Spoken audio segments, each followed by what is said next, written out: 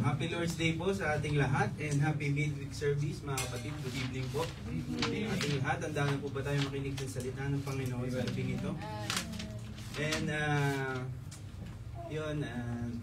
nagpapasalamat ako una sa ating Panginoong Diyos sa binigay niya sa aking privilege sa gabing ito na makapagsalita sa inyong harapan. And of course, it is a blessing always na tumayo sa inyong harapan because una-una nabibless ako and it makes me also a channel of blessing as well, no? So nagpapasalamat ako sa Panginoon sa wisdom na in-impart niya sa akin and sa strength, no? So kasi 3 days or 4 days na binigay sa akin ni Pastor na to prepare short devotion, and suddenly nagkasakit po ako in the middle, so 1 day na po yung nawala sa akin. So nagpapasalamat ako sa Panginoon by God's grace and sa strength na binigay niya sa akin. Okay naman po ako kaya nandito ako sa inyong harapan. Kundi ako si Pastor po yung magpipreach sa inyo dito. So, pasalamat din po ako sa ating puting Pastor sa privilege na ito. Sa binigay niya sa akin opportunity mag-share sa inyo ng short devotion. Maiksi lang po talaga ito mga kapatid. And alam ko naman na lahat kayo matatalino. Hindi na natin kailangan i-expound, matatalino tayong lahat. And kahit gaano kagaling ang preaching, kahit gaano kagaling ang nagsasalita sa harap, baliwala din kung di rin naman natin susundin at papakinggan. So, I encourage each and every one of us to stand up and turn our Bibles into Ephesians 4. Ephesians 4.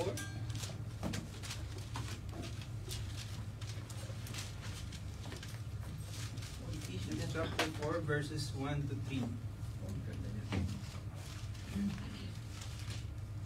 Diyan na po ba lahat? Say amen? Amen. Sabay-sabay po natin basahin.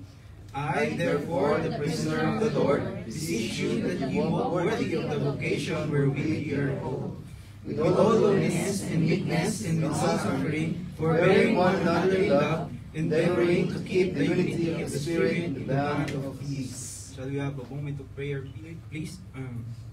Dear Lord, Heavenly Father, thank you once again for this day. Salamat po, Panginoon, sa pag-iingat niyo sa amin sa buong maghapon. Salamat po, Panginoon, na iningatan niyo kami, Panginoon, sa strength na binigay niyo sa amin upang magamit para sa aming pagtrabaho, sa aming mga secular works po, Panginoon. And salamat, nagagamit namin ito sa aming mga pangangailangan po, Panginoon. Tunay po kayong matapat. Tunay kayong mabiyaya po, Panginoon. Salamat sa unconditional love na pinagkakaloob niyo sa amin day by day po, Panginoon, sa aming mga buhay. In each every detail of our life po, Panginoon, you are working on it po, Panginoon. And patawad sa aming mga nagawang kasalanan at pagkukulang po, Panginoon. At linisin niyo kami, Panginoon, ng inyong banal na dugo upang aming mahawakan po, Panginoon, at maabot ang inyong naisipahatid sa gabing ito po, Panginoon.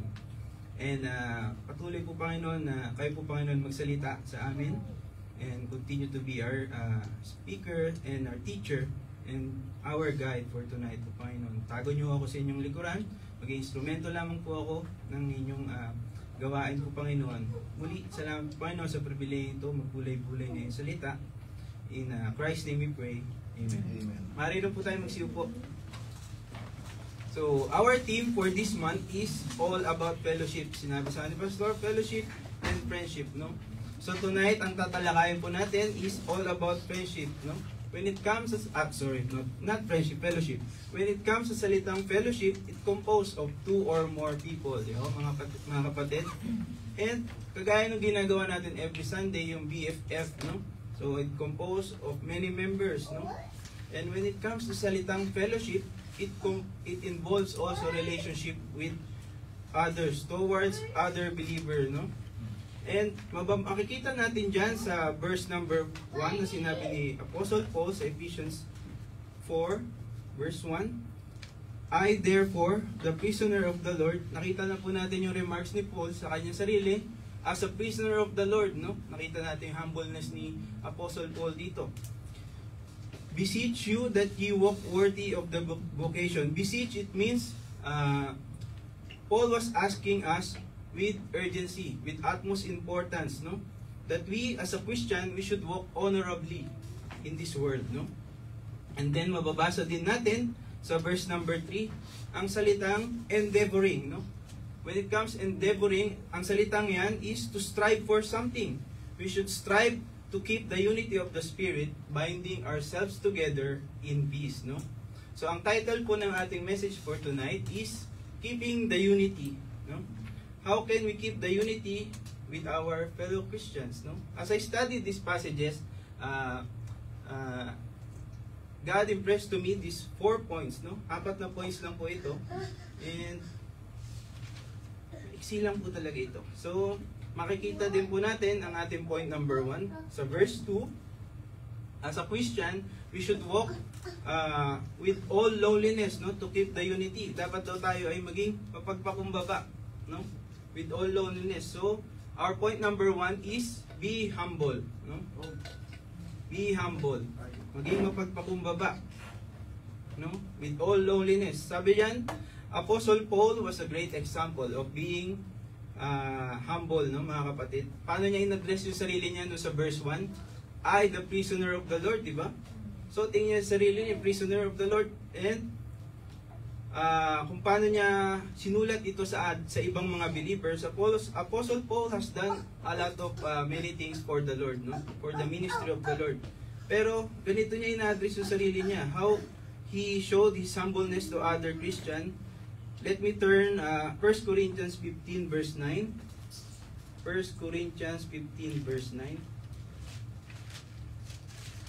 1 Corinthians 15 verse 9. Yan na po ba kayo?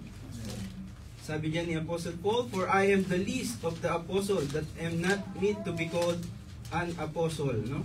Because I persecuted the church of God. So, yun yung tingin ni Paul sa kanyang sarili, no? I am the least of the apostle kasi pinapersecute niya ang church of God. And Ephesians 3 verse 8, wala yan dyan sa outline, pero let me read to you Ephesians 3 verse 8. Sabi dyan, Unto me who am less than the least of all saints is this grace given, that I should preach among the Gentiles the unsearchable riches of Christ. Ang tingin niya sarili niya, very least of all the saints, no? And then lastly, I am the foremost of the sinners, 1 Timothy 1:15. 1 Timothy 1 verse 15. So, ang sabi diyan, this is a faithful saying and worthy of all acceptation, that Christ Jesus came into the world to save sinner, of whom I am a chief. Ang tingin ni Apostle Paul sa kanyang sarili, chief of all sinners, no? So, makikita natin yung humbleness ni Apostle Paul dito sa kanyang mga remarks, no? Being humble, it means you are not being proud, no? Isa ito sa mga susi pagkakaroon ng healthy relationship to keep the unity sa ating church, no? Being humble. Palagi tayong maging mapagpakumbaba sa mga kapatiran. Hindi naman kawalan siguro na sa kawalan na ating pagkatao, yung pagiging humble natin sa isa't isa, no? We can apply this also. Halimbawa, may nasaktan tayo, hindi man physically, verbally, naka-open tayo, no?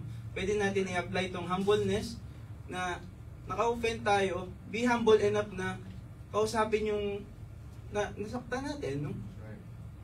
Kausapin natin siya, i-reconcile natin. And para sa mga na-offend naman or nasaktan, be humble enough din na wag na natin ipakita yung pride, no?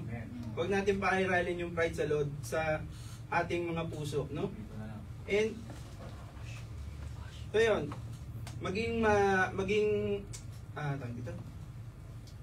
makipag-reconcile tayo at all time nang hindi na lumalayo yung sitwasyon, no? Dahil kung ano man ang kainatnan ng sitwasyon is lalala lang kapag pinahiral natin ng ating mga pride, no?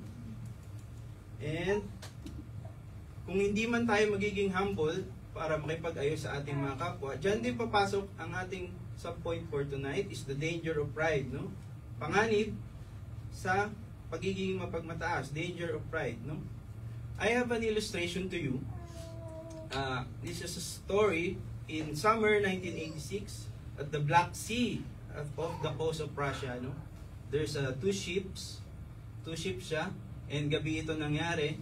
So they were cruising. So ang nangyari, nag-collide yung dalawang ship. So nagkaroon ng investigation. Ang tingin nila una, there's like a technical difficulty when it comes to controls or technology nung barko or weather. Pero kinalaunan, na find out nila sa investigation, ang naging problema is the two captains is very egotistic or matataas ang pride nila. Nakita na nila parehas ng barko, hindi pa rin sila nag-yield. Kaya yun, it's too late to make their move. Baga, nadisgrasya na at nakapahamak pa sila ng iba pang mga pasahero. Oh, it's all over hundreds ng mga pasahero. That's the danger of having our pride in our heart, no? Let me read to you 1 Samuel 2 verse 3. 1 Samuel 2 verse 3.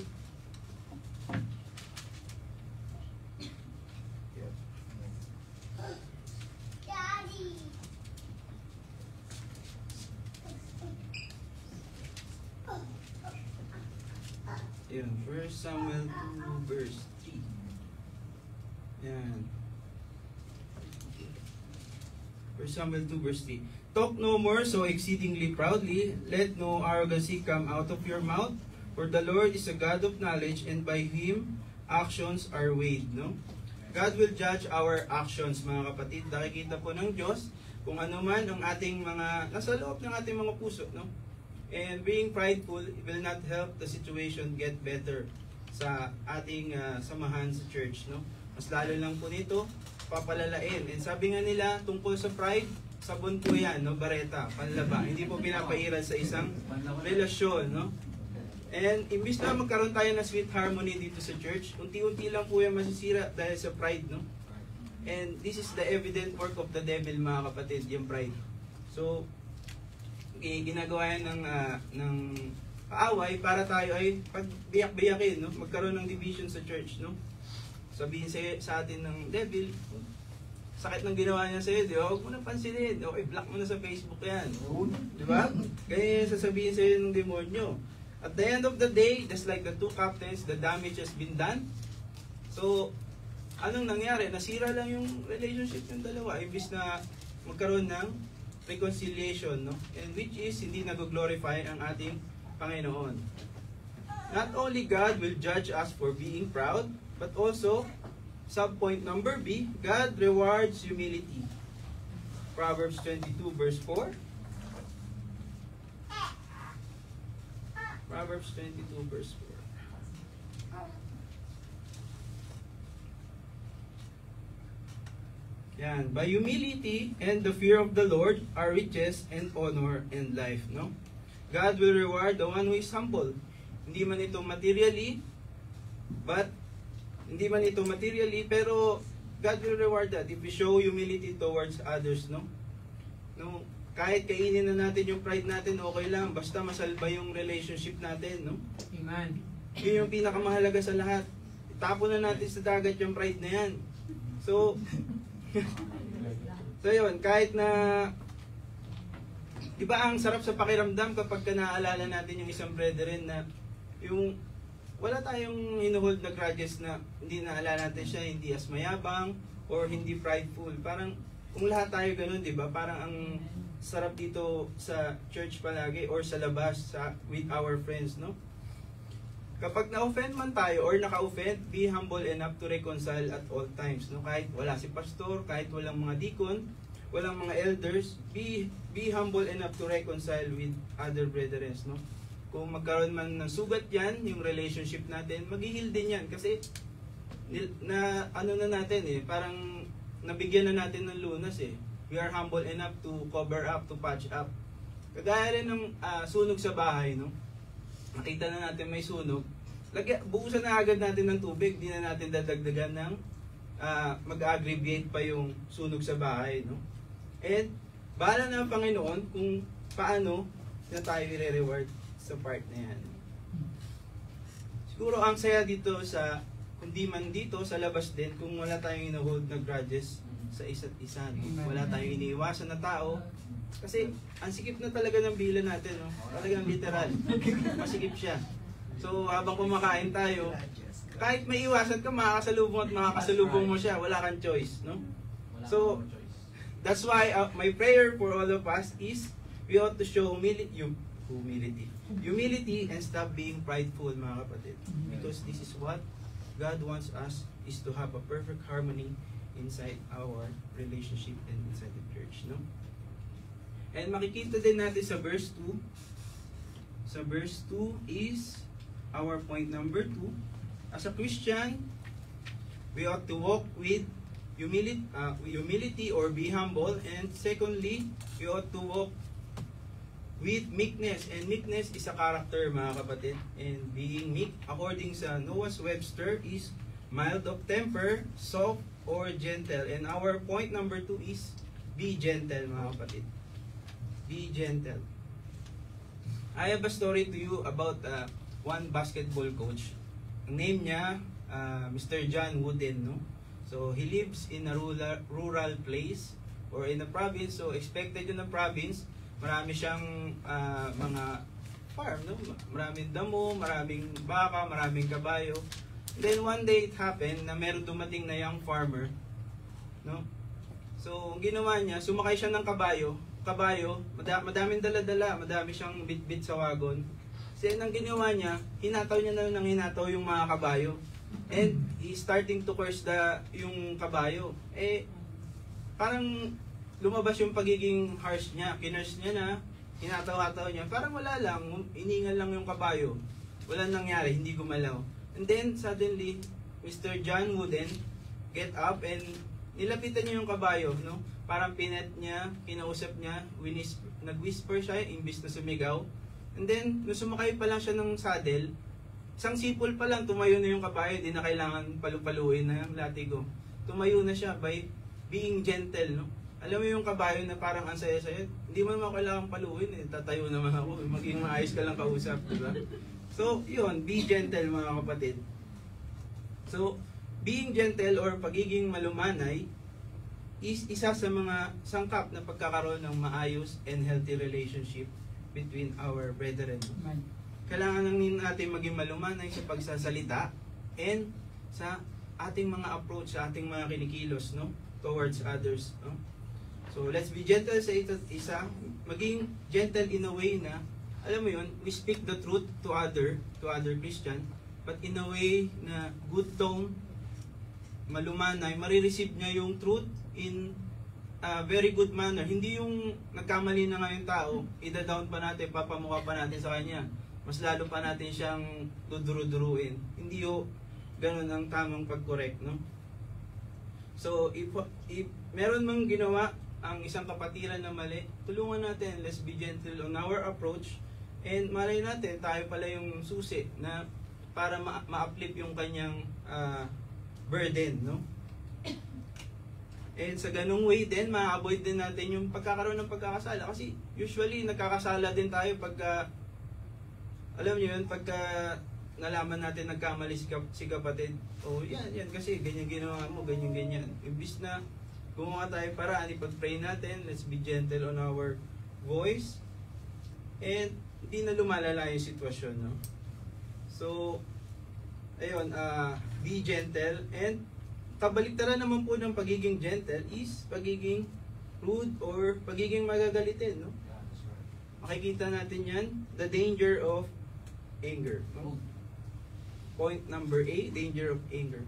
So, there's a quote that nakita ko lang, no?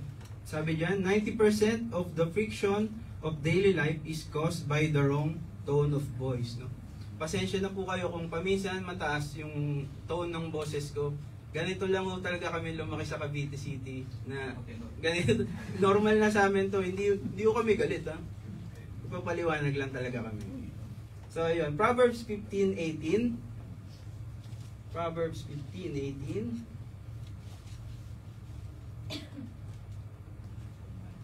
Proverbs 15:18. Sabi diyan, a wrathful man stirreth up strife, but he that is slow to anger appeaseth strife, no? Ang tao daw na magagalitin ay palaging pinagsisimulan ng away, no? As a Christian, hindi magandang testimony na makita sa atin na yung palagi tayong galit, no? Yung palagi mainit ulo natin. Dapat nga tayo yung simula ng pagiging peacemaker, no? Hindi yung tayo yung panimula ng away palagi. Sa relationship, hindi din po lagi maganda na meron tayong galit sa isa't isa. Dito po nagsisimula yung mga division, no? Sample, may nagawa isang kapatiran na hindi sinasadya. So, wag na po natin sabayan yung galit niya, no? Na hayaan na lang natin kung maliit na bagay, pagbigyan na lang natin. Kaysa naman yung sasabayan din natin, it will turn into bitterness as well, no? And it robs us a genuine happiness na imbes na united tayo dito, masaya tayo naglilingkod sa Panginoon, meron tayong mga kanya-kanya nating hinanakit towards others, no?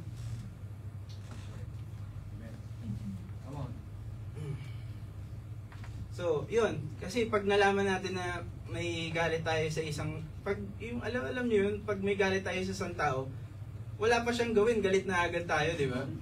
So, it's not good for as a Christian na ganun, no? Sa relationship natin.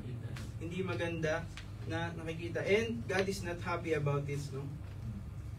And if God is not happy about us being not gentle and rude, God is also happy if we are showing gentleness, no? Sabi diyan sa 1 Peter 3 verse 3 to 4.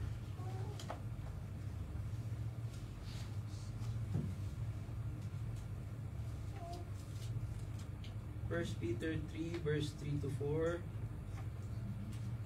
Sabi diyan, whose adorning let it not be outward, adorning plaiting the hair, and of wearing of gold, or of putting on of apparel, but let it be hidden man,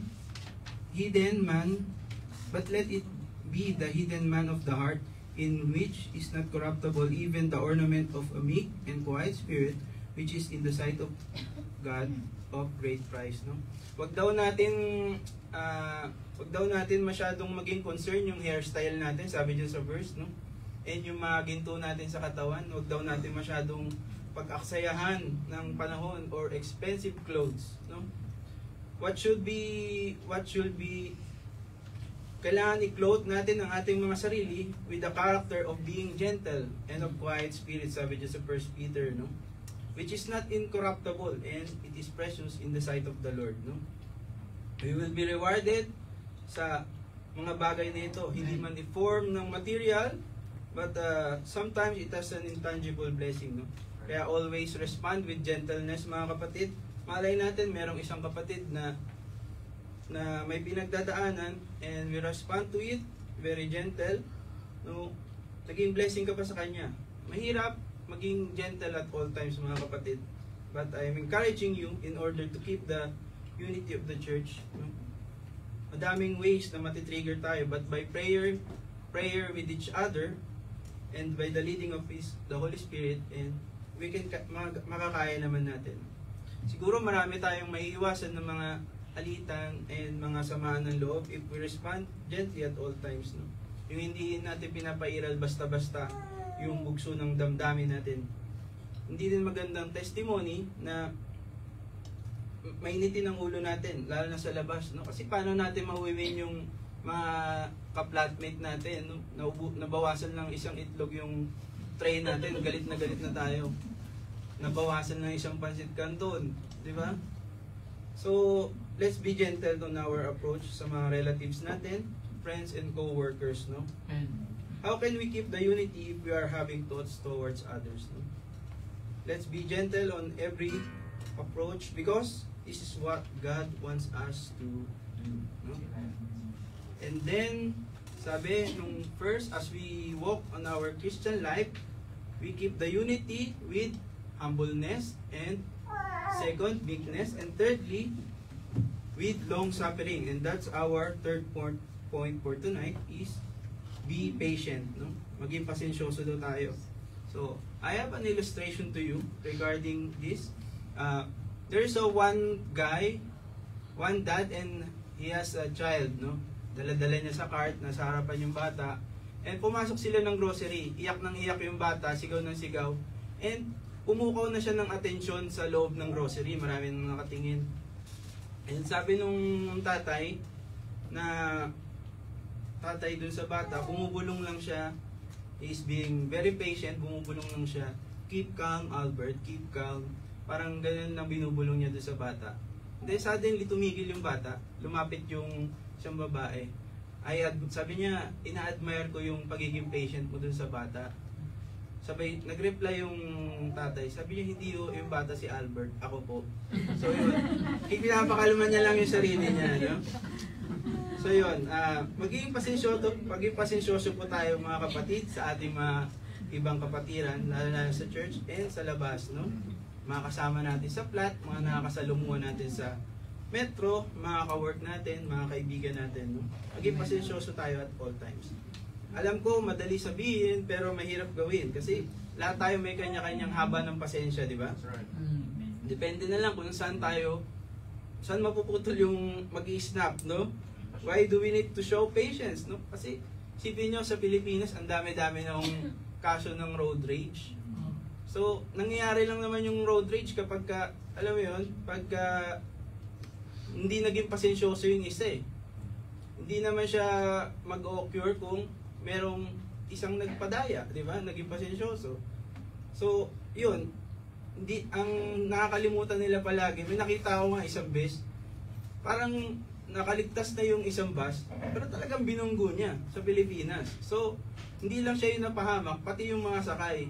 So, that's some of the example of pagiging pasensyoso na pwede natin may apply sa kalsada, no? And ganun din naman sa ating relationship sa church and sa other brethren natin, no? Hindi po maiiwasan yung mainis sa isang tao, no?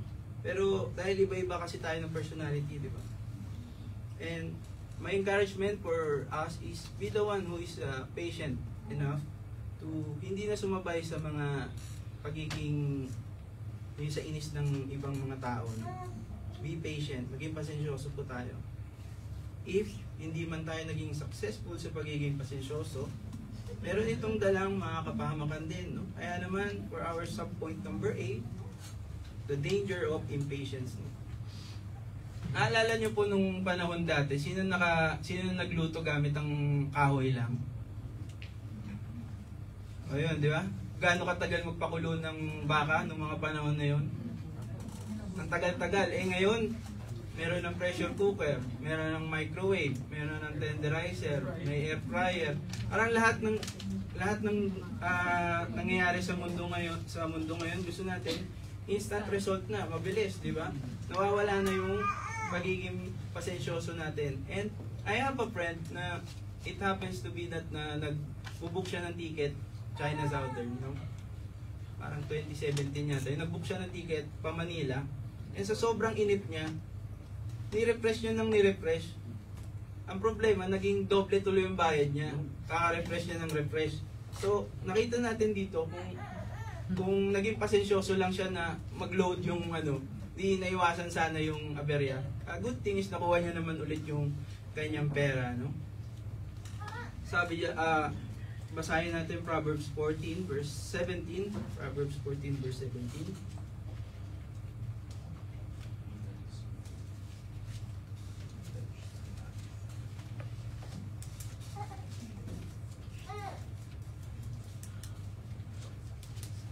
Ayun na pala. He that is soon angry dealeth foolishly, and a man of wicked devices is hated, no? Sabi diyan, ang maiksi ang pasensya, nakakagawa ng kung ano-ano mang mga hindi maganda, no? Pwede natin ito ma-relate sa ating Kristiyano pamumuhay when it comes to being impatient, no? Yung oftentimes you get impatient sa mga kasama natin sa church, kasama natin sa work, mga kaibigan natin, no? So, diyan na papasok yung kaaway, no? And pag naubos ang pasensya natin, mas lalo lang gugulo ang sitwasyon, no? It can deal a huge effect on our relationship and sa iba pang mga tao, no? Hindi lang tayo. Not only there is a danger in impatient, also there is a reward on being patient, no? God rewards the patient. Point number B. And let's read Hebrews 10:36.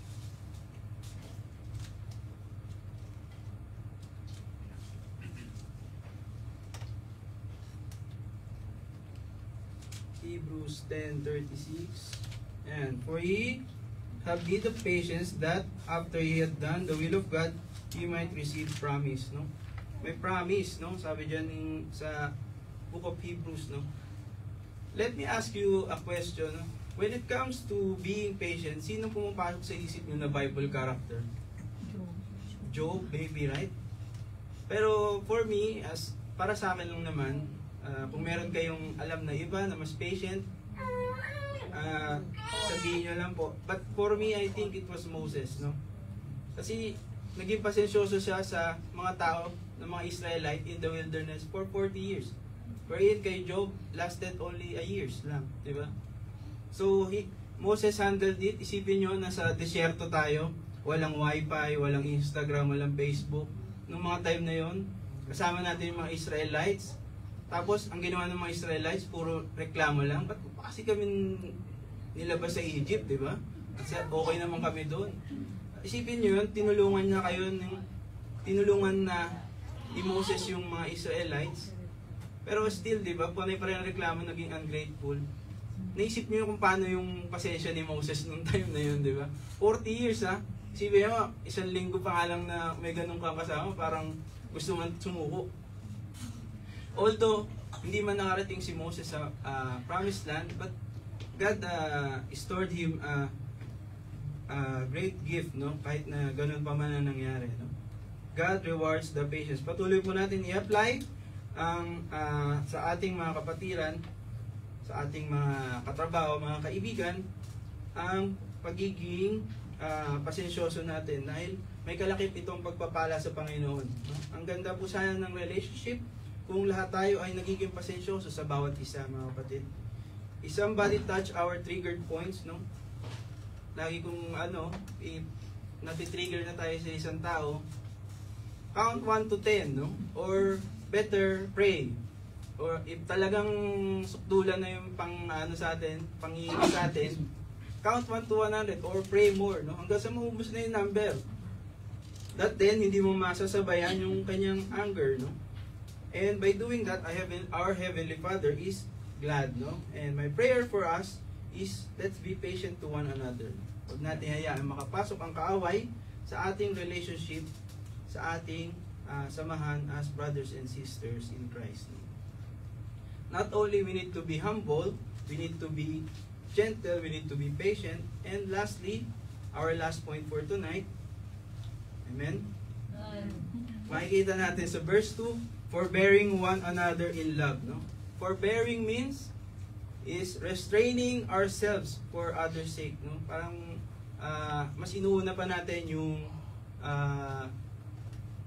mas inuuna natin or nag-give way tayo sa ibang tao. No?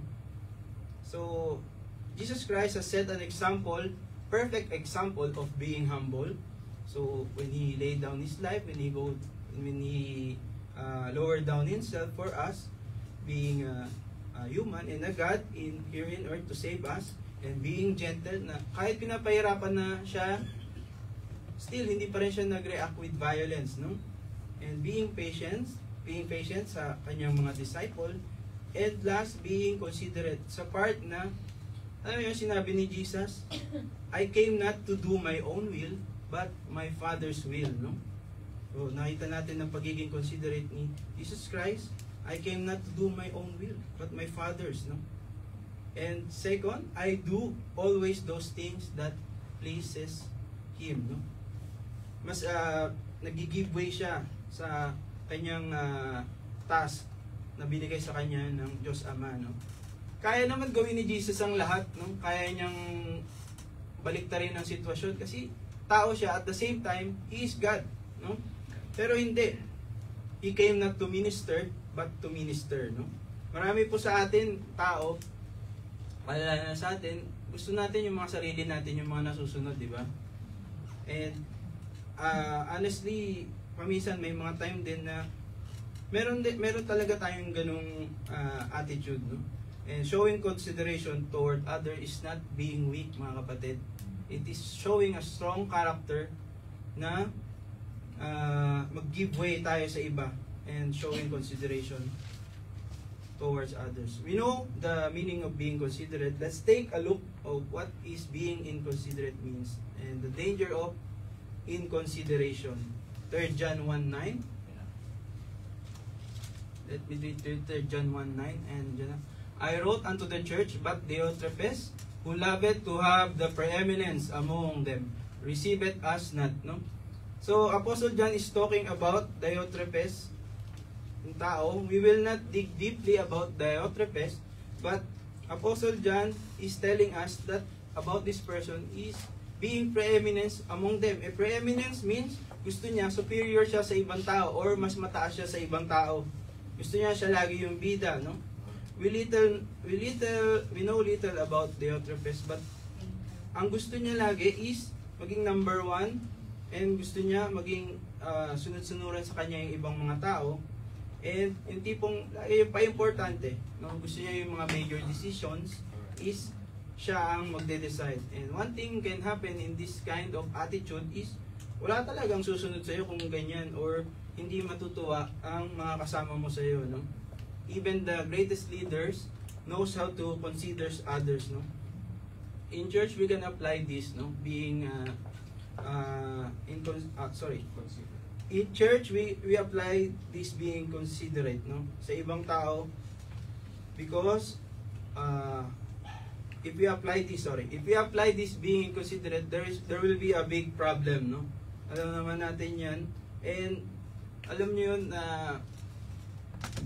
may iba-iba kasi tayong mga ideas, mga kapatid, no? So if we don't give way, and there will be a catastrophe or disaster, maaari lang tayong magkasiraan, no? So kasi may iba na sabihin na mas malaki sweldo ko diyan, mas malaki ako magbigay diyan, kaya dapat mas superior ako diyan. Pero iba naman sabihin sa iyo, kaya ako lang naman nandiyan dahil sa backer mo, no? So being inconsiderate won't help inside the unity of the church, no? And it won't help to keep healthy sa ating relationship, no? Of course, there is also a reward for being considerate, no? God rewards the considerate, no? God rewards consideration. Luke 6:35.